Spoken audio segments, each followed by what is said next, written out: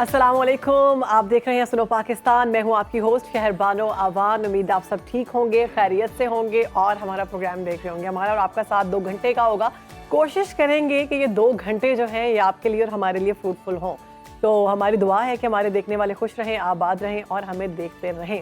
तो प्रोग्राम का आगाज़ करेंगे अफसोसनाक खबर से। अफसोसनाक खबर ये है कि रात को हमने T20 वर्ल्ड कप में पाकिस्तान इंडिया का हाई वोल्टेज टाकरा देखा, लेकिन हमने देखा कि वो हाई वोल्टेज लो वोल्टेज होकर सामने आया।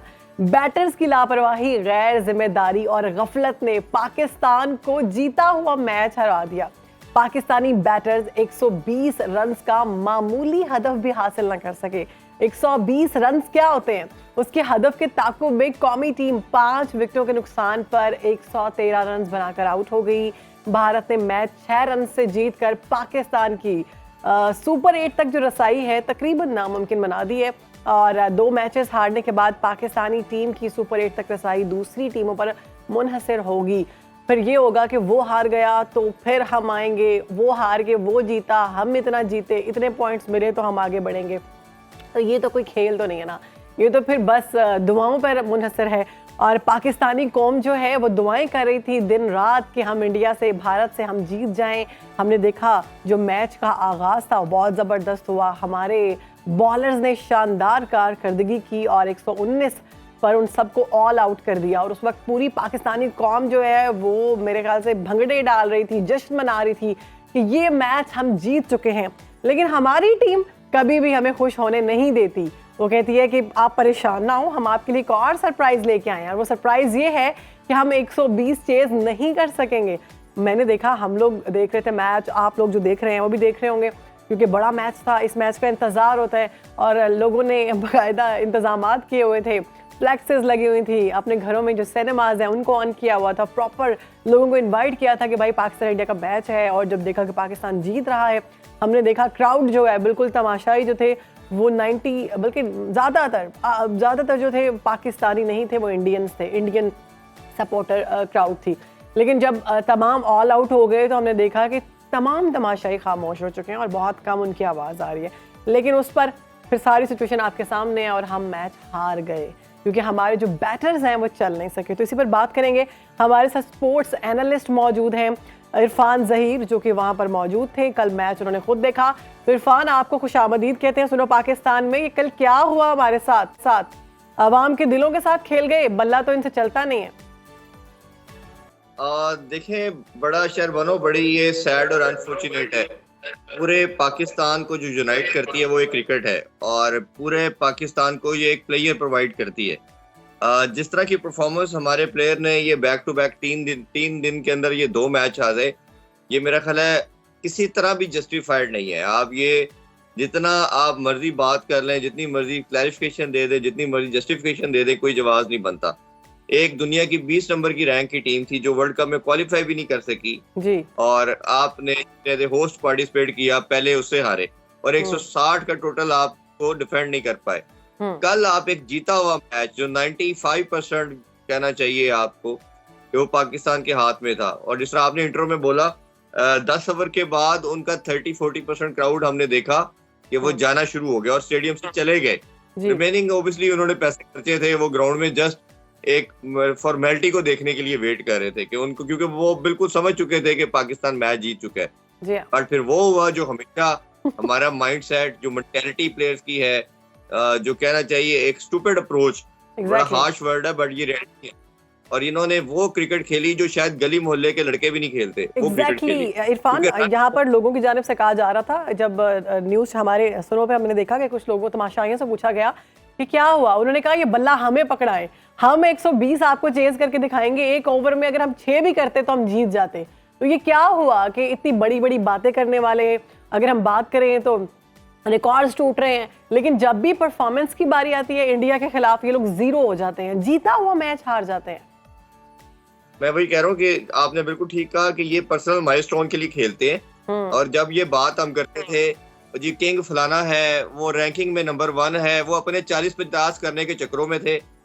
इनका माइंडसेट कप्तानी की दौड़ थी। अब क्योंकि अब पहले हमारे नकवी साहब ने फरमाया कि आपने 1 मंथ आपने डिबेट नहीं करनी, आपने बात नहीं करनी क्रिकेट, ये वर्ल्ड कप लेके आएंगे। और Right. आज उन्होंने भी एक स्टेटमेंट जारी कर दी, आपने सुना होगा जी, कि इनकी जी। बड़ी सर्जरी की जरूरत।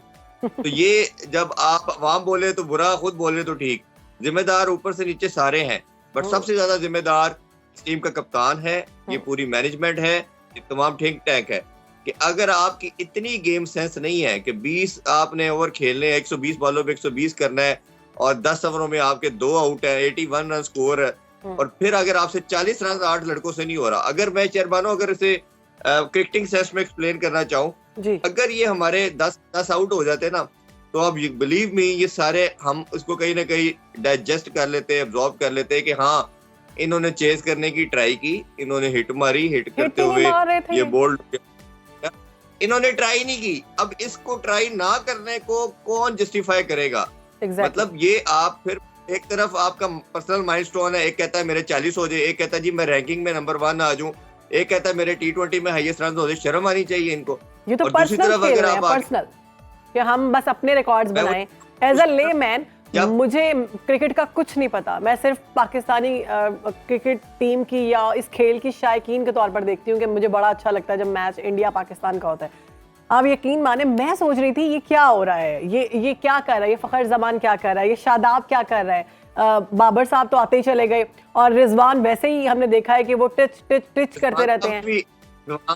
रिजवान की विकेट जो थी ना सबसे वाइटल थी, जब रन बॉल रिक्वायर्ड था और उसने अपने 40 किए, उसने देखा जी अब हम मेरा स्कोर हो गया, भाड़ में जाए टीम।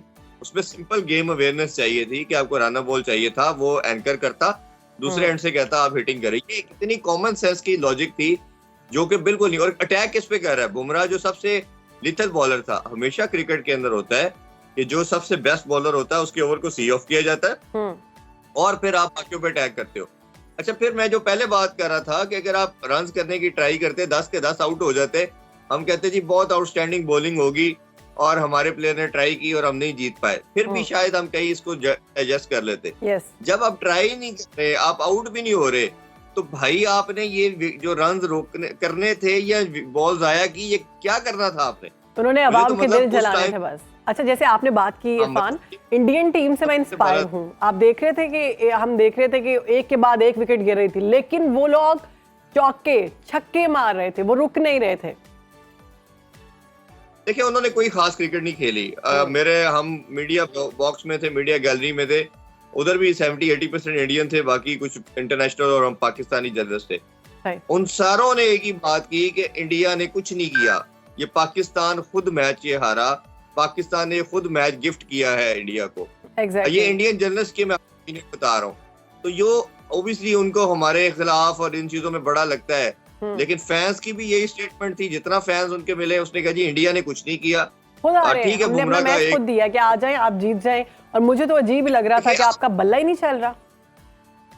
देखें, जब आप रन ही नहीं कर रहे, मुझे तो ये बार बार मैं एक ही बात रिपीट कर रहा हूँ, आप आउट हो जाते हैं तो समझ आती है कि आपने हिट मारी, को कैच हो रहा है, कोई बोल्ड हो रहा है, कोई एलबीडब्ल्यू हो रहा है।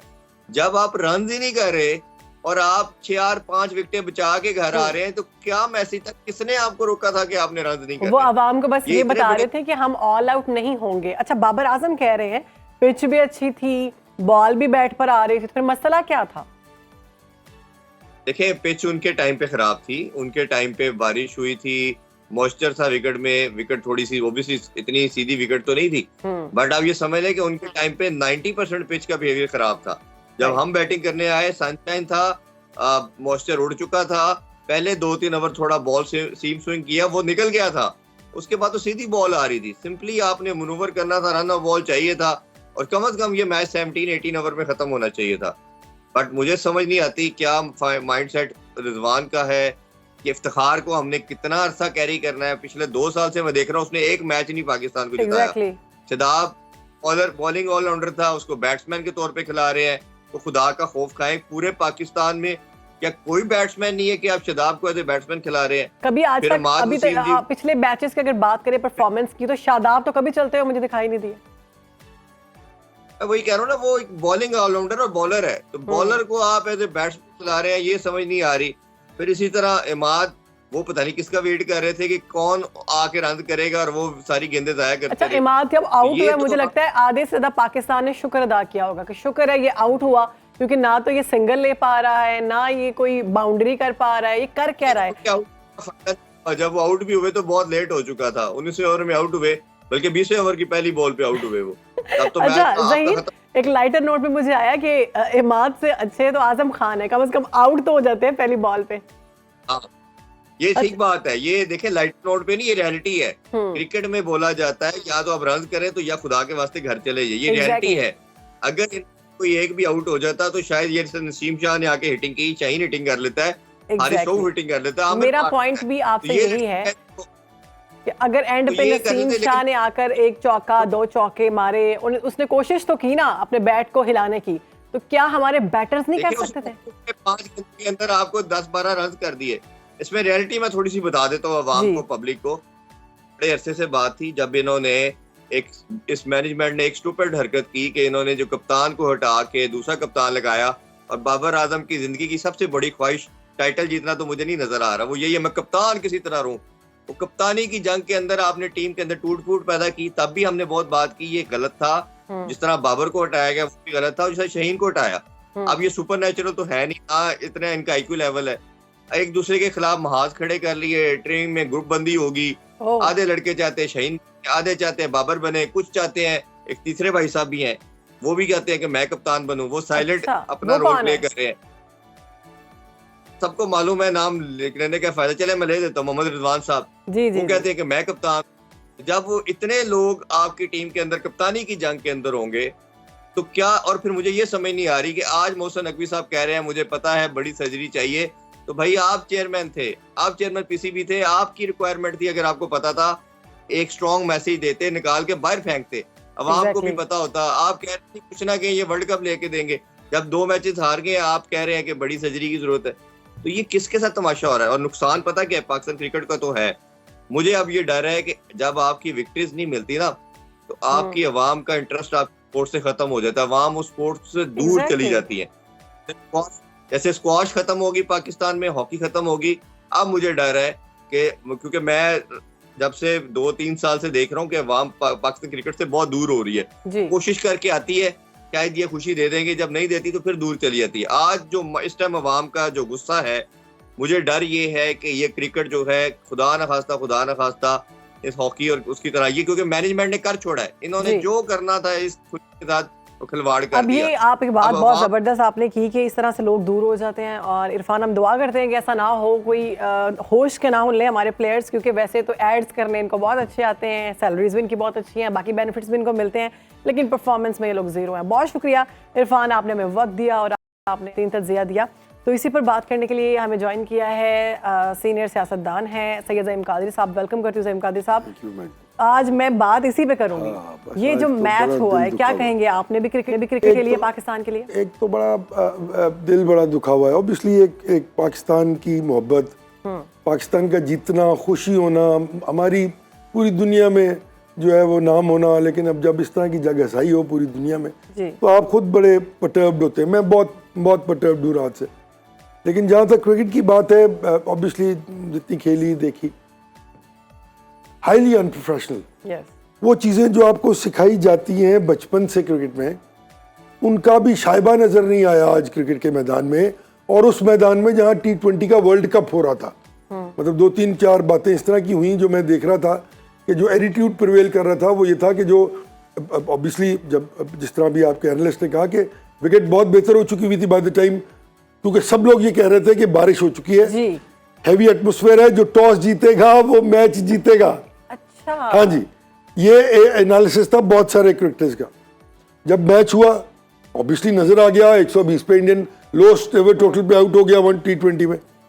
अब जब ये बात हुई तो ऑब्वियसली सबने कहा कि यार अब तो बड़ा कोई मुश्किल काम नहीं है, 6 एन ओवर 1 बॉल और 1 चौका हर 1 ओवर 2 ओवर बाद, तो आप ऑब्वियसली 16-17 ओवर्स में आ जाते हैं और मैच खत्म हो जाता है।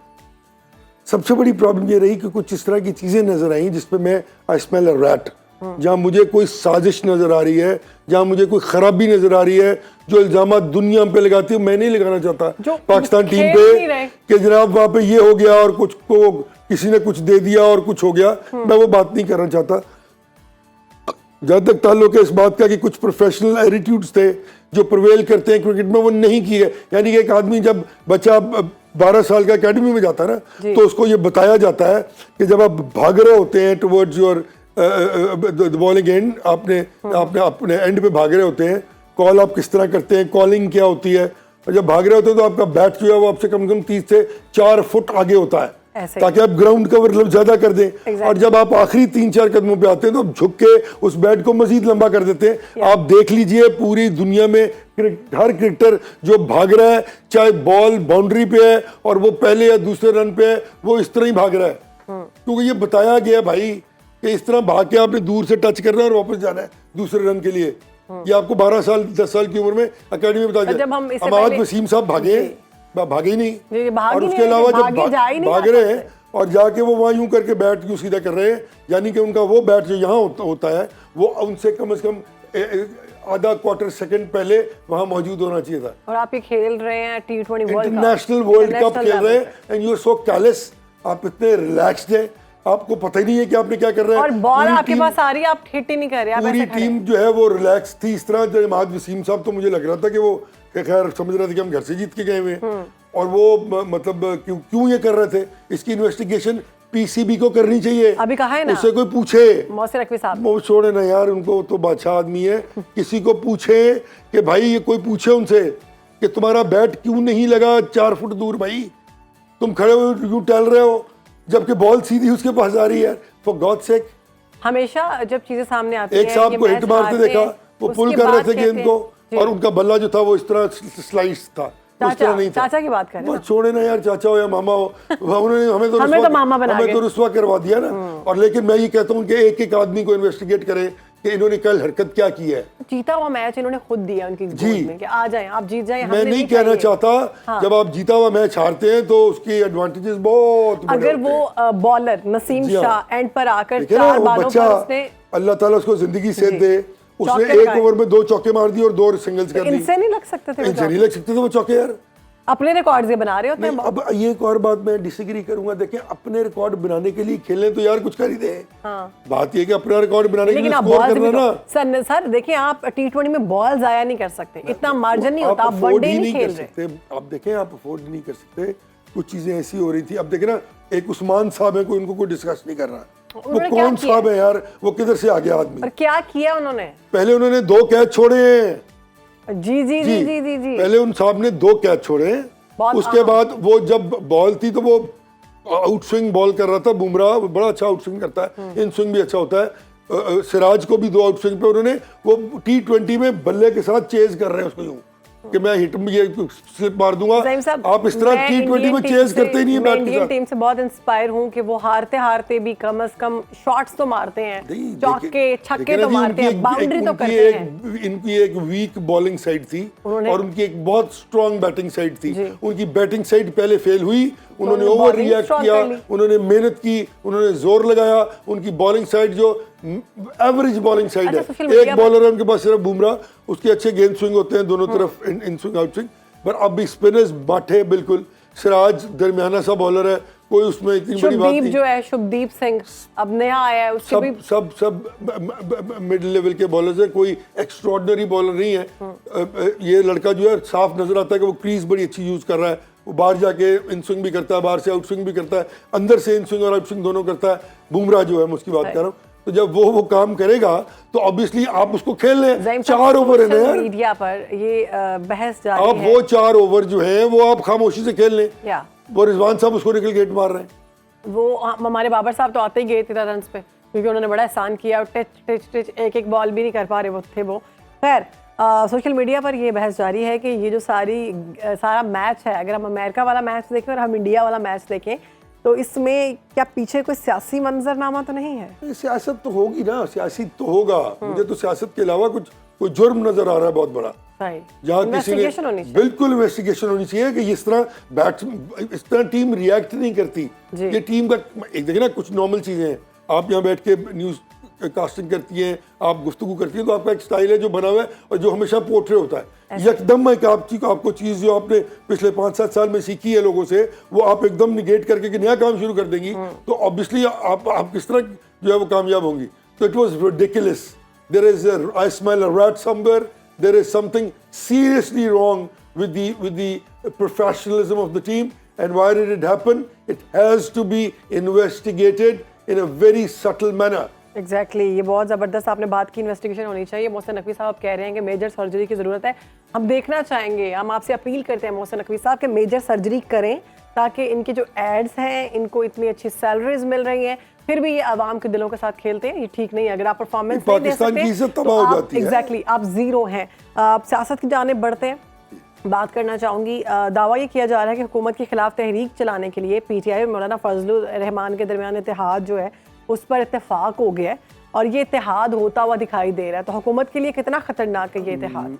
मैं समझता हूँ जी कि कोई भी जब अपोजिशन अपनी डिमांड्स जो बड़ी वायबल और बड़ी वाज़े तौर पर आवाम के सामने हों, जब आवाम के सामने रखे तो आवाम उसको लब्बैक कहते हैं।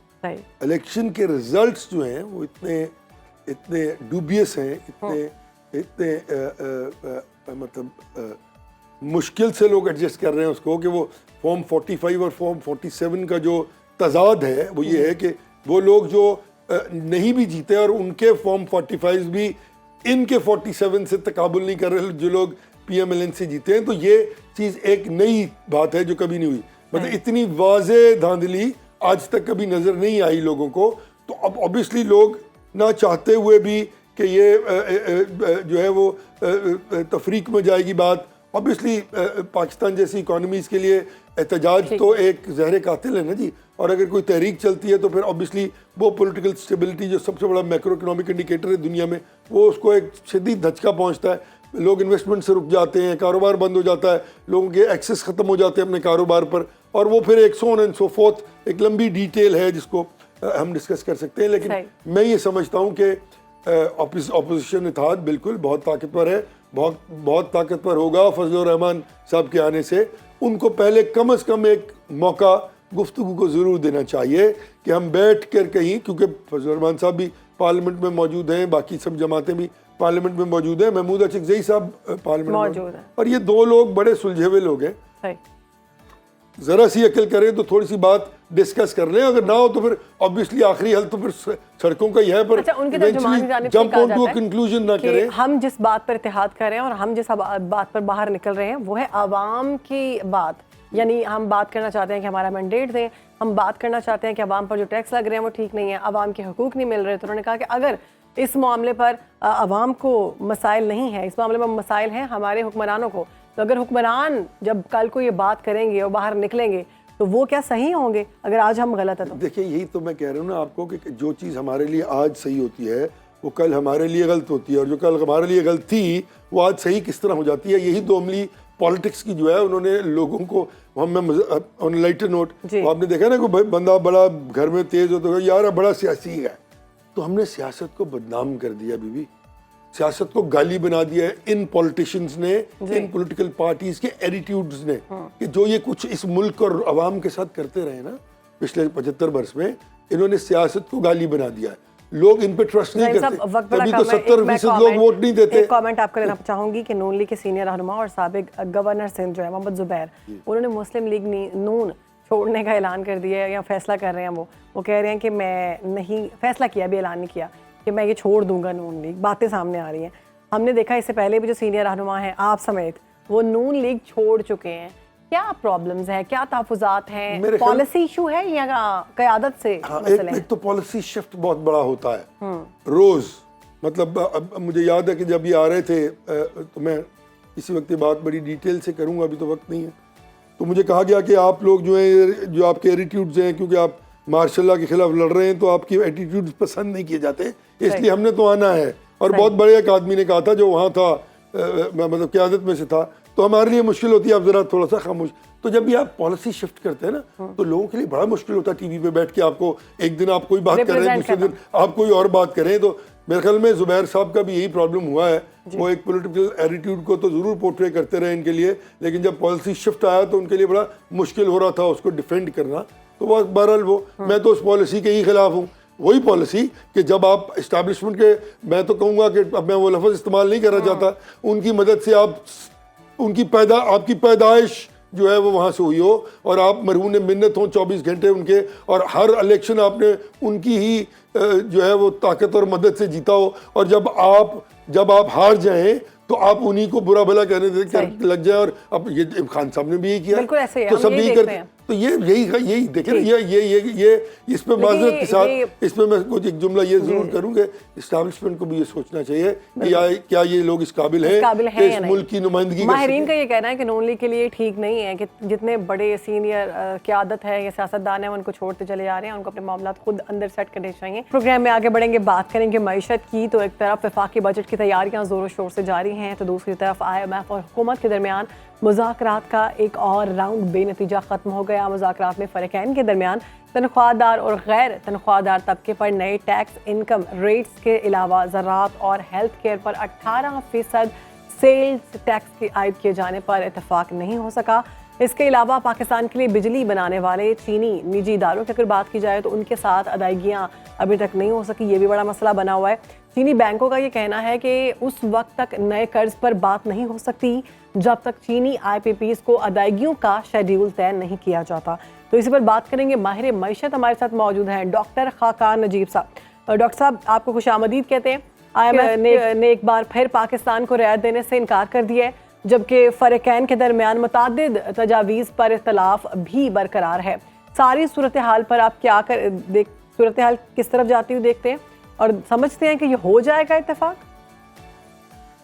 बिस्मिल्लाहिर्रहमानिर्रहीम। देखिए, IMF is a matter of good negotiation.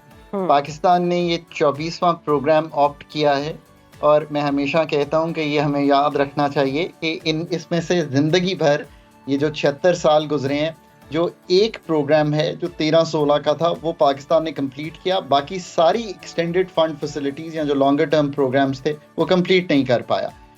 ये जो आपकी बात है, क्या प्रोग्राम हो जाएगा, दैट्स इंपॉर्टेंट। क्या प्रोग्राम फिर कंप्लीट होगा, दैट्स इवन मोर इम्पॉर्टेंट। और ये बात मुझे इसलिए मालूम है कि 13-16 का प्रोग्राम मैंने पाकिस्तान के लिए एंकर किया था। I am very well aware कि कितनी निगोशिएशन के लिए प्रेपरेशन चाहिए। एंड आई एम श्योर कि जो अथॉरिटीज़ हैं उन्होंने अपनी जो तजावीज़ हैं जो उनको सूट करती हैं, जो पाकिस्तान के कॉन्टेक्स्ट में हैं, जो पाकिस्तान के लिए ज़रूरी हैं, यानी कि टैक्स की मद में सेल्स टैक्स बढ़ाना जो है इस वक्त एक अच्छा कदम इसलिए नहीं है कि पाकिस्तान एक बहुत बड़े बाउट ऑफ इन्फ्लेशन, 2 साल में 60% कीमतें बढ़ी हैं इस मुल्क में। याद रखिए कि उसके ऊपर सेल्स टैक्स लगाना शायद एक इतना जिसे कहेंगे समझदार एक कदम नहीं होगा। तो क्या आप ब्रॉडनिंग के लिए, क्या आप रिटेल के लिए, क्या आप पाकिस्तान की जो एग्रीकल्चर इनकम टैक्स है, क्या आप पाकिस्तान का जो प्रॉपर्टी टैक्सेशन है, और मैं हमेशा कहता हूं कि डीपर चैलेंजेस तो ये है ना कि एग्रीकल्चर इनकम टैक्स जो है वो बाकी इनकम टैक्स की तरह फेडरल गवर्नमेंट को कलेक्ट करना चाहिए। ये है काम करने वाला for IMF and Pakistan authorities to do. क्योंकि हम डीप चीजों में आते नहीं और फिर कहते रहते हैं जी वो प्रोविंशियल सब्जेक्ट है, वो ये है। भाई ऐसा है नहीं। अब आपको सारी इनकम्स पे मसावी टैक्स लगाना है। अगर आप वेजेस पे लेते हैं, कॉर्पोरेट सेक्टर से लेते हैं, इसी तरह जो इनकम रिटेल होलसेल, इसी तरह जो इनकम हो रही है एग्रीकल्चर में। तो IMF को भी ये सोचना है ना कि 3 साल का छोटा पर्सपेक्टिव ना रखे, बल्कि पाकिस्तान को राग़िब करे इन तरह की चेंजेस में जो हम आपके सामने रख रहे हैं। खाकान साहब, ये कोई डिसएग्रीमेंट इत्तेफाक किया गया हुकूमत और IMF के दरमियान एक्सपोर्टर्स पर इनकम टैक्स बढ़ाए जाने पर, टैक्स मजीद बढ़ा रहे हैं एक्सपोर्टर्स पर। और उसके बाद हमने ये भी देखा कि चंद दिनों में बजट आने वाला है और 2000 अरब के नए टैक्स लगाए जाएंगे। तो अवाम पर कितना बड़ा तूफान आने वाला है महंगाई का। तो देखिए, सादा गुफ्तगू ये है कि इस साल 9200 अरब कलेक्ट करेंगे। अगले साल अगर 12,900 अरब के करीब जाना है तो 3700 अरब के नए जो टैक्सेशन है पूरे मुल्क में आनी है। उसमें से 1700 तो शायद आ जाएगी जिस तरह इकोनॉमी ग्रो करेगी, इन्फ्लेशन होगी। फिर बाकी 2000 या 2100 के करीब आपको नई टैक्सेशन करनी है। बात यह है कि वो टैक्सेशन कहाँ होनी है विल डिटरमिन कि बोझ कितना आएगा। अगर वो इनडायरेक्ट टैक्सेस में आएगी तो ऑब्वियसली बोझ बढ़ेगा। अगर वो पर्सनल इनकम टैक्स को बढ़ा के आएगी तो ऑलरेडी इन्फ्लेशन ज़्यादा लोगों पे बोझ पड़ेगा। But I think the authorities are smart. वो इस वक्त कन्विंस करेंगी फंड को कि हम इसकी बजाय किस तरह जो टैक्सेशन का ब्रॉडनिंग है, टैक्स गैप्स हैं, टैक्स की इन्फोर्समेंट है, टैक्स की कंप्लायंस है, टैक्स नेट है, ये सारे काम करके हम आगे बढ़ें। अगर तो अथॉरिटीज़ ने ये कामयाबी से काम कर लिया, उन्हें ये जिसे कहेंगे कन्विंस कर लिया फंड को, तो फिर तो बजट ऐसा होगा, टैक्सेशन की सही टैक्सेशन होगी और वो पाकिस्तान के लिए भी अच्छी होगी और पाकिस्तान उससे कमा भी ज्यादा सकेगा और बोझ भी कम पड़ेगा। जो एग्जेम्पशंस उन सेक्टर्स में हैं जहां मरात याफ्ता हैं, उनको हटाना भी अच्छा काम होगा। हाकान साहब, जाते आते बता दीजिएगा, वक्त बड़ा कम है। आज स्टेट बैंक की जानिब से नई मॉनेटरी पॉलिसी का ऐलान किया जाने लगा है। क्या कहते हैं? महंगाई में उन्होंने कहा है कि कमी के बायस शरह सूद में कमी का इम्कान है, तो अगर ये कमी की जाती है तो आपके ख्याल में कितने फीसद तक होगी? 100% कमी पिछली 2 मॉनेटरी पॉलिसीज में ही हो जानी चाहिए थी। इसमें तो 100%, 2% एट द मिनिमम और 4% तक की गुंजाइश है, क्योंकि 10% इस वक्त interest rate, real interest rate positive है, तो बहुत बड़ी गुंजाइश है। लेट्स होप बिटवीन 2 और 4 हो, जो भी उस वक्त का डेटा देख के वो बेहतर समझे। सही, बहुत शुक्रिया आपका। डॉक्टर खाकान नजीब साहब हमारे साथ मौजूद थे, मईशत के हवाले से बात की है। उन्होंने कहा है कि अपनी मईशत को बेहतर बनाने के लिए ये मुख्तलिफ पहलू हैं जिन पर हुकूमत को मद्देनज़र रखना होगा, और IMF के हवाले से भी बात हुई है। तो ये सारी चीज़ें अगर यहाँ पर हमारे एक्सपर्ट्स बता सकते हैं, तो हमारे जो इस वक्त मौजूद हैं उस सारी पॉलिसी में जो पॉलिसी मेकर्स हैं वो ये क्यों नहीं कर रहे, ये बात समझ में नहीं आ रही। खबर शामिल करेंगे बहावलपुर से, जहाँ एक खातून रेस्क्यू एहलकार ने इंसानी खिदमत की बेहतरीन मिसाल कायम की है। Diploma of associate engineer Bahawalpur के इम्तिहान में पेपर देते हुए एक तालिबा की तबीयत ख़राब हुई, हमने देखा, तो उसने अस्पताल जाने से इनकार कर दिया। तालिबा का कहना था कि पर्चा छोड़ दिया तो 1 साल ज़ाया हो जाएगा, जो कि तमाम स्टूडेंट्स के लिए ख़तरनाक बात होती है। उसके बाद इम्तिहानी सेंटर में ही तालिबा को तिब्बी इमदाद देने का फैसला किया गया, इंतज़ामात किए गए। खातून रेस्क्यू एहलकार ने तालिबा की हालत के पेश नज़र फौरी तौर पर ड्रिप लगाई और 2 घंटे तक ड्रिप को हाथ में थामे रखा ताकि तालिबा बगैर किसी वक्त ज़ाया किए अपना इम्तिहान मुकम्मल कर सके। और इस वाक़े की खबर जब सोशल मीडिया पर वायरल हुई तो अवाम की जानिब से खूब सराहा गया, तालिबा के आज़म को भी, लेकिन उससे भी ज़्यादा रेस्क्यू एहलकार जो खातून थी जिन्होंने 2 घंटे तक उस ड्रिप को उठाए रखा, फ़र्ज शनासी की खूब मिसाल कायम की। उनसे बात करते हैं। सामिया सिद्दीकी वो खातून थी, वो एहलकार थी जिन्होंने 2 घंटे तक वो पकड़ा रखा। बहुत शुक्रिया आपके वक्त का। कैसी हैं आप सामिया? अल्हम्दुलिल्लाह ठीक, आप कैसी हैं? अल्हम्दुलिल्लाह ठीक ठाक। आपने ये बहुत ज़बरदस्त मिसाल कायम की है, 2 घंटे तक पकड़ कर रखना आसान काम नहीं है। तो आपने ये डिसीजन कब लिया, और जब आप 2 घंटे तक खड़ी थी तो कभी सोचा, मतलब मुश्किल हुई, आपने सोचा कि ये मैंने क्यों कर लिया, मुझे क्या मुसीबत पड़ी थी? ये डिसीजन हमने तब लिया जब वो बच्ची रोने लगी कि मिसाल ज़ाया हो जाएगा, तो मिसाल ज़ाया नहीं होने दे सकती। तो तब हमने उसके एग्जामिनर से परमिशन लेके तो ये डिसीजन लिया कि हम इसमें पे फर्स्ट एड देंगे। तो हमारी ट्रेनिंग ऐसी दी जाती है हमारी एकेडमी की तरफ से, हमारे जो डायरेक्टर जनरल साहब हैं डॉक्टर रिजवान साहब, कि हम थकते नहीं हैं इस तरह से ना। तो हमारे अंदर एक जज्बा होता है कि इंसानियत की खिदमत करनी है, जिस हाल में मर्जी हो, चाहे आंधी हो या तूफान हो, जो मर्जी हो, हमने खिदमत करनी है। अच्छा, आपको सोशल मीडिया पर बहुत ज़्यादा पसंद किया जा रहा है, आपको कहा जा रहा है कि आप हमारी हीरो हैं, और इसमें कोई शक नहीं है कि आपने वाकई एक हीरो का किरदार अदा किया है। तो फैमिली की जानिब से जब उन तक खबर पहुंची तो क्या रिएक्शन था उनका? फैमिली बहुत ज़्यादा खुश हुई, तो मेरी मदर तो रोने लग गई, तो बहुत ज़्यादा खुश थे, सबने बहुत ज़्यादा अप्रिशिएट किया, डिपार्टमेंट वालों ने भी, मीडिया पे भी, फैमिली ने भी, सब। अच्छा, हमने देखा कि जितने भी सिक्योरिटी एहलकार होते हैं या फिर ये जो खिदमत मरकज़ में काम कर रहे होते हैं, वो हमेशा अवाम के काम आते हैं। कभी खून का तिया देते हैं, तो कभी किसी तरह से ज़ख्मियों को उठाकर लेकर जा रहे होते हैं। हर इस तरह के मामलात में हमने देखा कि वो पेश होते हैं। ये जो वाक़या था, ये अपनी नौयत का मुनफरिद वाक़या था कि एक बच्ची जो कि तालिबा थी, वो बीमार थी और उसको ड्रिप लगी हुई थी और आपने 2 घंटे उसको थामे रखा। इस पर क्या ऑफिशियल्स की जानिब से भी कोई आपको सपोर्ट मिली, कोई अप्रिसिएशन मिली? जी, ऑफिसर्स की तरफ से सपोर्ट मिली, क्योंकि इसके लिए परमिशन तो उनसे ही लेनी पड़ती है ना। 2 घंटे तक हम एक जगह पे नहीं रुक सकते, तो पहले तो परमिशन ली हमने अपने ऑफिसर्स की तरफ से, उनसे परमिशन मिली, तो उसके बाद ही हमने ये काम किया। तो जहाँ तक अप्रिसिएशन की बात, तो वो भी मिली ऑफिसर्स की तरफ से। तो हमें ऐसी बाहिम्मत ख़वातीन की ज़रूरत है। सामिया सिद्दीक, आपको बहुत बहुत मुबारक हो, इसी तरह आगे बढ़ें और मज़ीद लोगों के काम आए, पाकिस्तान का नाम रोशन करें। आप पाकिस्तान की हीरो हैं, ऐसा है मेरा पाकिस्तान।